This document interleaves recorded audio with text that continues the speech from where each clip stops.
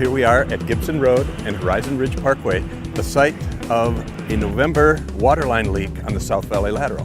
The South Valley Lateral is a 108-inch diameter pipeline, a major arterial water line for the Southern Nevada Water Authority that feeds much of Henderson and lots of the Las Vegas Valley Water District's southern service area.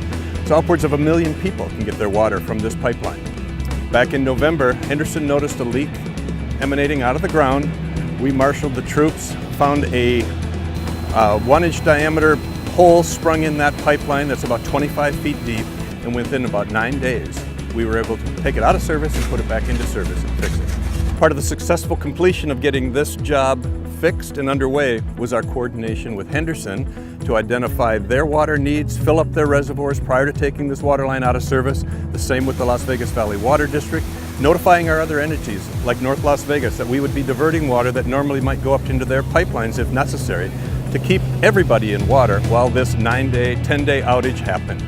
So while this pipeline is part of Southern Nevada Water Authority's infrastructure, equally as important is the infrastructure in the Las Vegas Valley Water District. Our distribution crews are fighting and fixing leaks every day.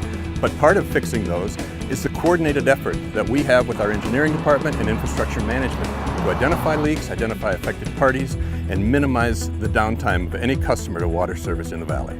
So while much of our work disrupts normal traffic patterns and sometimes puts people out of their daily routines, it's vital, it's important, and without it, people would be out of water. So when you see us in the streets, be calm, be courteous, give us a little extra room because we're really out there for you.